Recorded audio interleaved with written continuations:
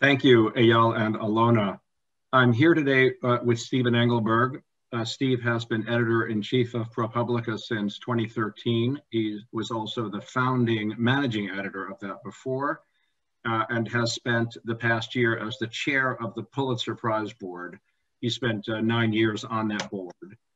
Before being at ProPublica, Steve was the managing editor of the Oregonian, and before that, he spent 18 years at the New York Times, where he founded the investigative unit and where the work that he oversaw won a lot of prizes, including the Pulitzer in more than one occasion. We worked together at the Times in those years, and we have been personal friends for 25 years. Steve, welcome. Thanks for coming. My pleasure. Steve, you were, as I said, part of the launching of ProPublica. This was a whole new concept when it began, and Shomrim is modeled partly on it in the sense of a kind of independent approach to pushing, increasing the amount of investigative journalism in a society which was starting to fall, it was beginning to fall away. So tell us a little bit about how what you do differs from other newsrooms and, you know, maybe a lesson or two along the way that Shomrim might learn. Well, first of all, I mean, I think nonprofit journalism as we do it, fortunately, is very similar to the ordinary journalism that we all grew up in. You know, the standards are the same. We have, you know, intense fact checking. We have not one, but two in-house lawyers reviewing all of our work. So in a sense, when you and I worked at the New York Times and did investigative reporting together, the work we do is very similar, done in some cases by some of the same people we used to work with. So in that sense, there's very little difference. Where we differ a little bit, and I don't know whether Shomrim has this sense or not, it's worked well for us, is that our founding donor, we were very fortunate to have a very wealthy couple, Herb and Marion Sandler, provide the initial money for this, had a sense that what the organization needed to point toward was not beautifully written feature stories or even awards, although we're happy to have won a few, as you mentioned, but impact.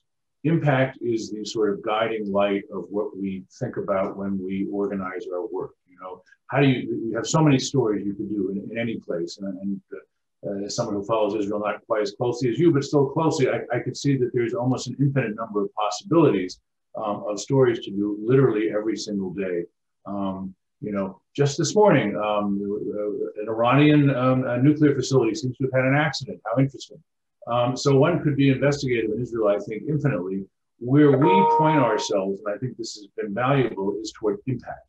Where can we do journalism that makes a difference? So the one thing that is different from my previous jobs is if I have a list of 10 stories, I try to choose the ones we might do where we could actually make a difference. That's actually really interesting. I want to ask you to go down a little deeper on how you define impact. Well, we're very clear on it, actually. It's interesting.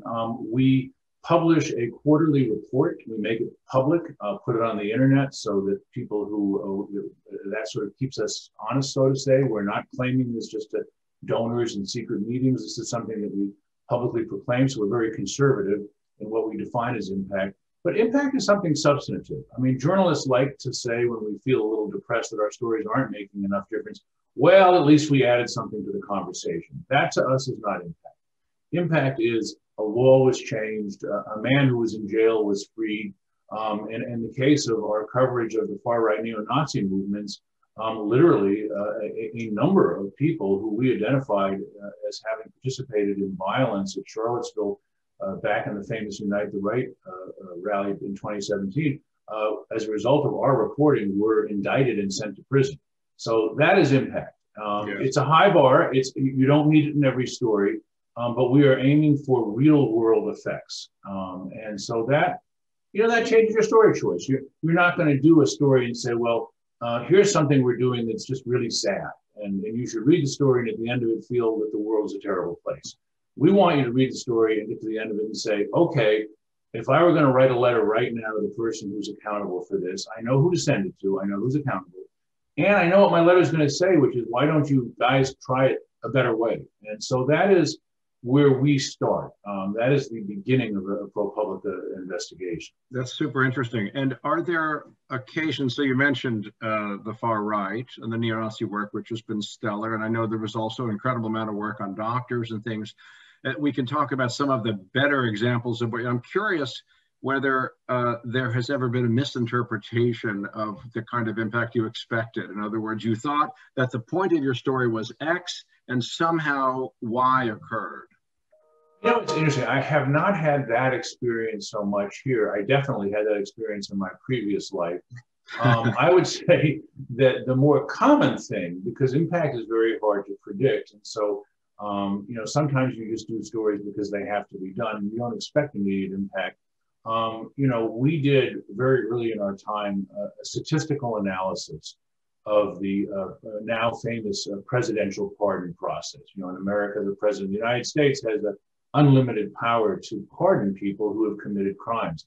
And so we looked at who was getting pardons, and we tried to do a statistical analysis, and we concluded that basically, if you were a white person in America, you had about a 4 times better chance of getting a pardon than a black person who committed exactly the same crime. It's very complex how you do these statistics, but we published this story during the Obama administration. We had an African-American president, an African-American first lady, and an African-American attorney general who was running the pardon process. Sure. So we thought that everything would change the next morning. And not only did that not happen, it never changed at all. And it was politics. They didn't want to be perceived as doing anything that, quote, helped black criminals, quote, unquote. And so that, to me, remains one of the most stunningly unimpactful stories we've ever done. And it seemed like such a no-brainer. How could it be easier than this? So, you know, I would say the more common thing is, you know, you look at something and you think this is going to work, and it doesn't. And then other times you think, well, I doubt anything will happen here, and the world goes crazy. And can you think of a good example of that second? Absolutely. We had a reporter come to us from the New York Daily News, and she wanted to write about the fact that the New York Police Department was, in some cases, sort of throwing people out of their apartments. They would say, we think you're dealing drugs, and so you have to leave your apartment. And these were mostly poor people, and the allegations were not things that were proven in court. They could come from police informants. And in some of these cases, it was pretty clear they had the wrong person, you know, and it wasn't right. And they were throwing people out of their apartments. Some of these people became homeless. So I thought it was a very good story. I liked it a lot. And the Daily News wasn't as enthusiastic about it as we were. So we said, well, we'll handle all the statistical stuff, and we'll work with the reporter. And we published what I thought was a very nice story. And New York City went crazy. The city council passed 12 bills to fix this and like banned it. And then we won the Pulitzer Prize with the New York Daily News for public service, which is the biggest award you can win. Yes. I would never in a million years have assumed that we would either have that impact or that kind of public acclaim for that particular story. But, you know, looking back on it, it was a perfect kind of ProPublica story because we identified a problem. We used statistics and sort of, you know, more than anecdotes to prove it. And for some reason, the politicians were really irate about it and changed the whole thing. So, you know, people say all the time to us, you know, in the current environment, don't you want to give up on all of this? Because, you know, there are people who believe one thing and there are people who believe another, and you'll never persuade anybody of anything. There's certainly some truth in that, but I also would say, surprisingly, if you really bring the receipts, as we say in English, you know, the actual proof, you can change people's minds. Not always, not, you know, inevitably, but more than you might think. That's actually super interesting. So you're mentioning this particular series with the Daily News makes me also want to ask you a little more about this model that ProPublica launched and that Shomrim, to some extent, is seeking to follow, which is to not always, but often team up with another news organization.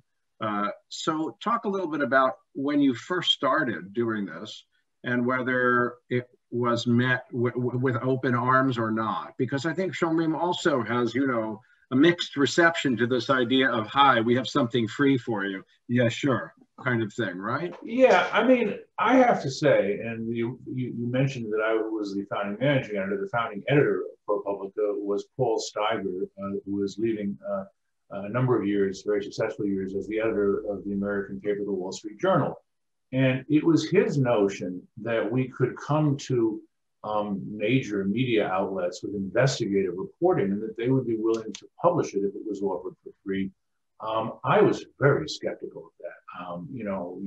I left the New York Times in the early 2000s, and during that period, the New York Times attitude toward partnerships was, we are the greatest newspaper in the world. Why do we need your dreck? I mean, what's the point? We can do everything ourselves. And we, like Shomrim, I think, were met in the early years with some mixed responses. One of the things that happened was that we were able to prove ourselves. Some of the early stories we did, I think, and this was deliberate, were quite good. So that people said, oh, well, if that's what you're going to do, that's a whole different thing. We like some of that. A second thing is that the economics became very difficult.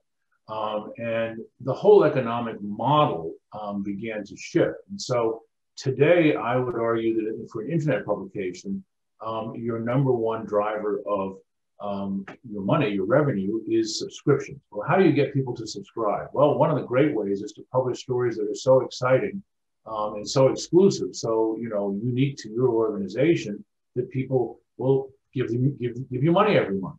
And so suddenly there became this very large premium on exclusive content. And lo and behold, not only were we creating it, but we were giving it to people for free. And so that then, I think, shifted the conversation. And it has continued to be favorable. I think, I would assume, I hope, the dream of Shomrim over time is to get where we have gotten to, which is at this point, we are now well known enough in the United States, and the internet is sufficiently capacious in terms of being able to sort of, take a great story and spread it around, that we don't, partnership is not a requirement for us. There are times where it makes an enormous amount of sense and we still do it. But this is something that we don't have to do. So if we That's have very interesting. And I mean, in a way, it's funny because in a way, your successful partnerships in the early years probably made it easier to find partners and also less necessary. That is exactly right. I mean, our goal from the beginning was to build a credible publishing platform. We knew that the partnership model would get us closer, right? Because, you start on day one, your web traffic is exactly zero. Yeah. And, there's so many choices on the internet that until you can sort of build a social media presence, and that is done essentially by circulating stories that have your name and your links on it, you don't have any traffic of your own. But hopefully over time, you use all the various levers and tricks of social media to get yourself an established audience who maybe doesn't come to you every day like a destination website, but when something big happens, you send them an email through an email subscription or a tweet or an alert, and you hope to sort of have them come to you when you have some. Now, let me ask you about another complicated and interesting parallel between the United States and Israel, which is that one of the things of the last 4 years until the Biden administration came in is that the arrival of the Trump administration was both a threat and an enormous opportunity for investigative journalism. And in the same way, there's the head of government in Israel for the last many years has been someone who is populist and who also challenges the press openly. And so I wanted to ask you to talk a little bit about the challenge of covering such, in our case, president, in the case of Israel, prime minister, which is someone, so the idea is that there's a political side that you want to be careful not to fall into, at the same time, not to allow untruths and inappropriate challenges to democracy to go forward unchallenged. So talk a little bit about that difficulty and challenge that you guys faced, because it was a very important period for ProPublica these 4 years. Yes, I mean, first of all, I should say, and Trump does say this, he's never deigned to mention us in this regard, but it's absolutely true. On the day that he was elected, our budget for the year 2017 was $16 million. This year, after 4 years of Trump, it's $36 million. So clearly our contributions have benefited from having this guy in the White House. So there's no question about that. I think there are a number of things that one has to be careful of. It is easy when somebody is calling you constantly the enemy of the people to become emotionally engaged in that, and to look at everything that this person says or does as a lie, to take a different view. And I think what has been very important for us is to continue to follow the evidence, and frankly, to present the evidence. We have tried not to get into these, back and forth arguments with the administration, but rather to say, let's stop arguing and let's start counting numbers here. Let's look at actual, again, as I mentioned earlier, receipts. One of our most famous stories under Trump was a piece about the policy they had on the U.S.-Mexico border of separating children from their family. When the family would arrive, they would put the child in a place without his mother or father in a sort of a chaotic, setting. Well, we had a source who went into one of these places and made a clandestine tape recording of what this sounded like. And you could hear clearly this little girl repeating over and over again that she wanted her mother and that she had the phone number of a relative in the United States, and here was the number, and, oh, please help me.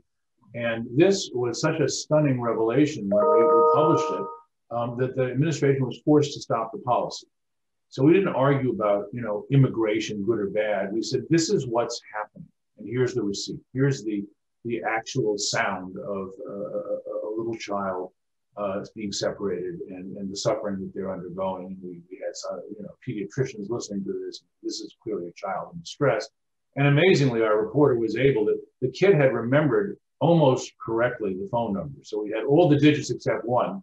So we took that phone number and just kept guessing and eventually found the right person, found the relative, was able to tell the entire story. And that was really one of the most powerful, and that was impact, That was an extraordinary piece. That was the Ginger Thompson piece, right? Yes, yeah, yes. Yeah, the brilliant piece, absolutely. But it's a good example of keeping your eye on the ball of the work and not focusing on the man himself. Yeah, I mean, there's a lot of opinion on the internet. So our goal is not to add more opinion. We try really hard not to put that in our writing. We feel like plenty of other people have opinions, and they can take our work and say what they want. But we try to sort of stick to the facts.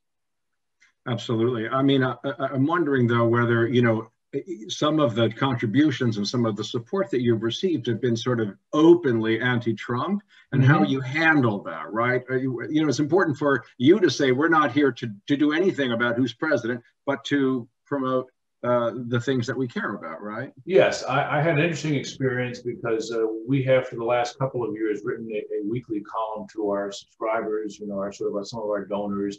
If you give us $5, we'll send you an email. I don't know whether that's a plus or a minus, but there you go.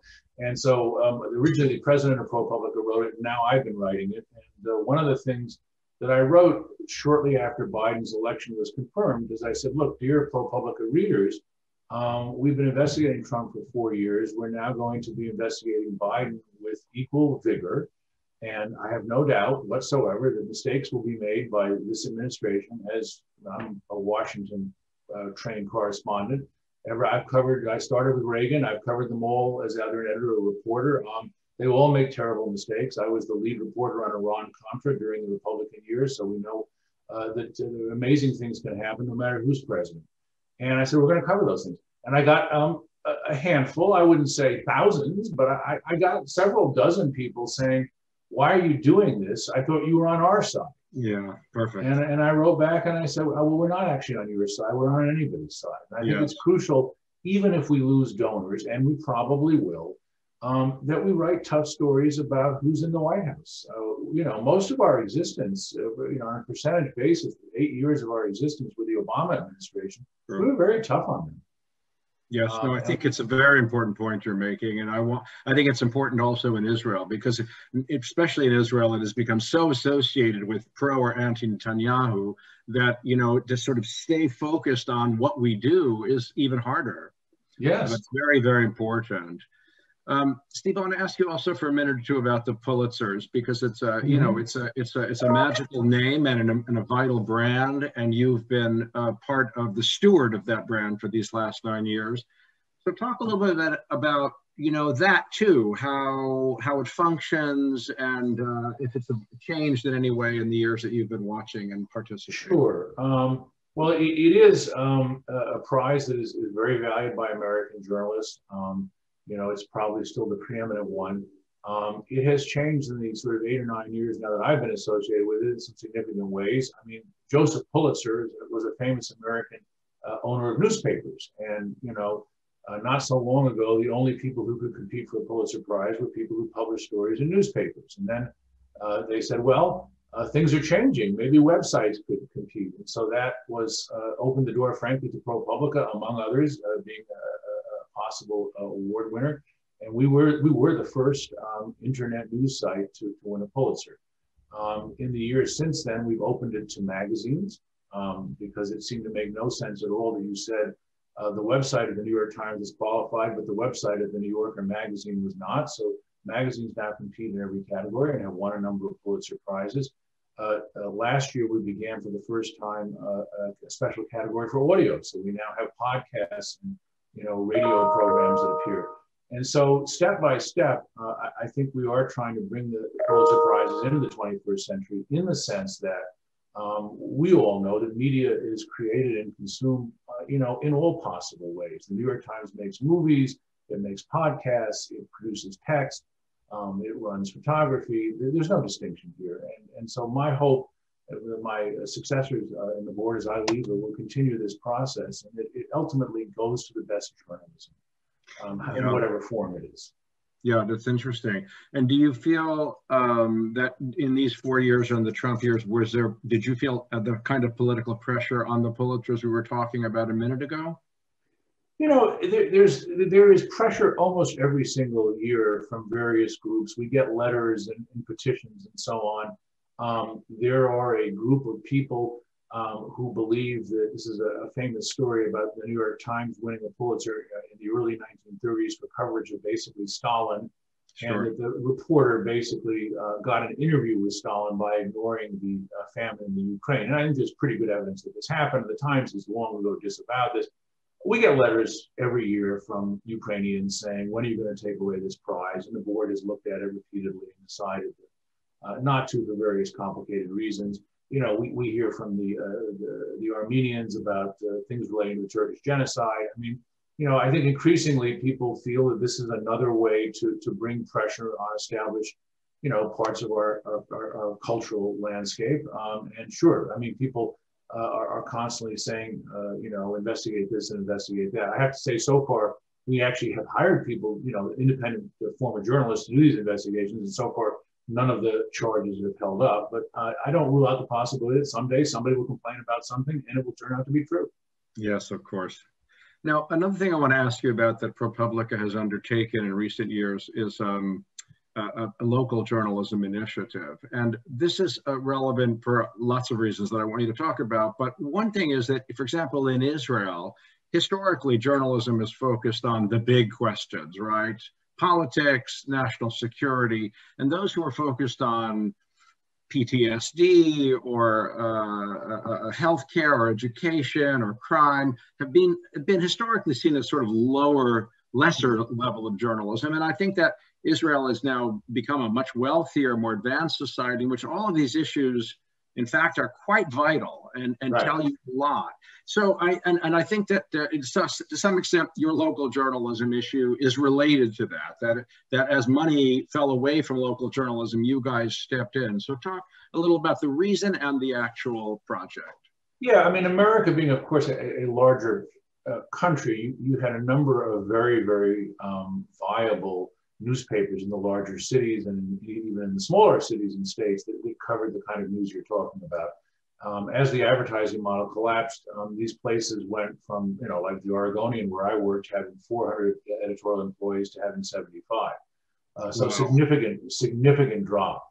And so what we were able to do is raise money nationally from some fairly wealthy donors, and then be able to say to some of these news organizations, look, we can pay for you to have a reporter to do investigative reporting. We'll give you a one-year salary. You propose the project because we're not going to tell you what to do. We don't know your area, but we will give you enormous amounts of support. Not only the salary of the reporter, but we'll give you legal support. We'll give you editing support. We'll help you with the quantitative journalism. So all of these things, sort of allow them to do amazing work. And some of them that we have done over the last several years have really been remarkable. I mean, we did a grant to a reporter in Alaska who looked at the issue of the failure to investigate sexual assaults by the police in Alaska.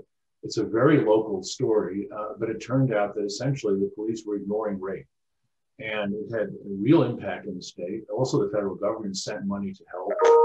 And so this is, something that, can really fit our model. And it's been surprising to us that it is easier to raise money sort of nationally. In other words, I don't know if this is true in Israel, but we have people who understand the value of local journalism. Even though they may live in Chicago, they'll give us money to help journalism in California or Florida or Tennessee. And that's been surprising. It's actually easier to raise the money from that person than it is to go to Tennessee and say, in Memphis, I want to raise $1 million to fund a local journalism website. That turns out to be harder.